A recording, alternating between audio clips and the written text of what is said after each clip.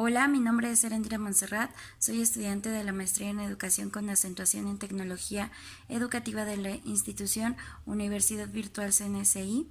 El tema que vamos a ver es sobre psicología en educación. Para hablar de educación tenemos que hablar de un entorno global en cuáles son los factores que influyen para poder aprender, desde factores sociales, factores políticos, factores económicos. Entonces, el hecho de comprender o el hecho de pensar en cómo es que el estudiante va a aprender, estamos hablando de una psicología educativa.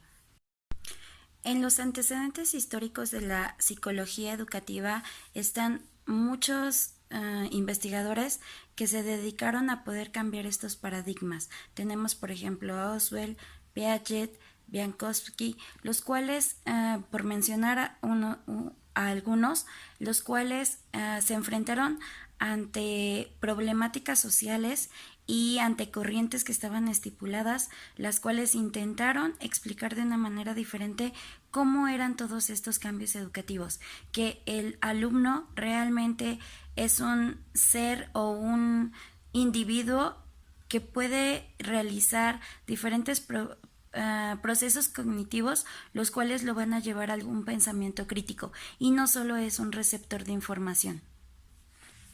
Existen muchos factores implicados en el proceso de enseñanza y de aprendizaje de un individuo. No es posible generalizar la forma o el conocimiento como se va a impartir. Depende de muchos factores, pueden ser sociales, pueden ser económicos, pueden ser incluso motivacionales. Y de hecho, desde una perspectiva en una sola persona, dependiendo de las diferentes temporalidades en las que se encuentre, va a requerir diferentes tipos de métodos de enseñanza y por ende de aprendizaje.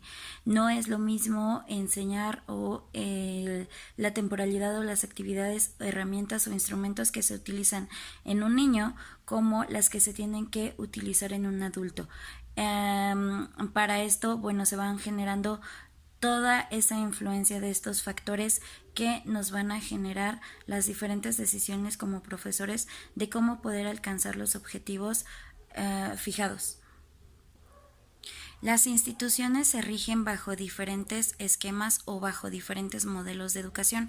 Por ejemplo, tenemos escuelas conductuales, cognitivas o constructivistas. Dependiendo de este tipo de modelos o diseños de enseñanza, el profesor tiene que adaptar sus estrategias y sus métodos de enseñanza para que el alumno pueda adquirir los conocimientos.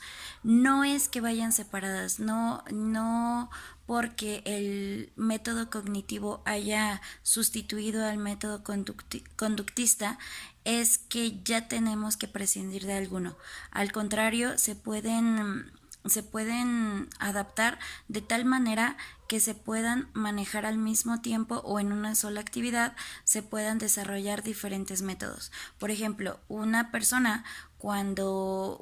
niño cuando empieza a adquirir el conocimiento del habla o de un idioma en el cual se está desarrollando, necesita de la parte conductual para poder adquirir ese idioma. Lo hace de una manera repetitiva observando el ambiente. Entonces, sí se necesita de en algún determinado momento recurrir a esta parte conductual donde tenemos donde se recurre a premios o a castigos dependiendo el objetivo que se quiera alcanzar, pero pues también hablamos de una interiorización del conocimiento en donde los motivos o las motivaciones que se transmiten al alumno van a ser intrínsecas o extrínsecas.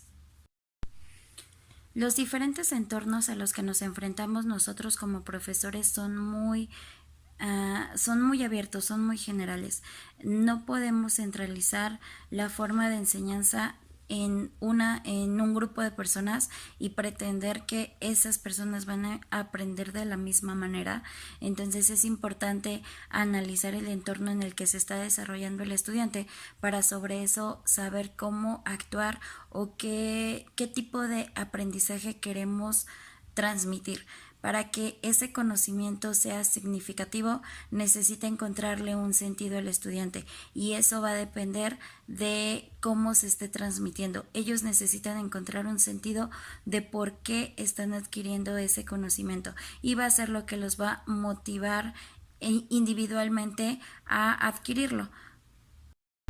Nuestra labor como profesores es encontrar ese punto en el que las actividades o las acciones que realicemos no sean completamente complicadas para que el estudiante pierda interés y que tampoco sean demasiado fáciles para que la actividad sea aburrida, sino encontrar ese punto en el que el alumno no tenga una motivación extrínseca, es decir, que simplemente por algún premio obtenido a corto, mediano o largo plazo, sino que sea una motivación personal como autosuficiencia o autonomía.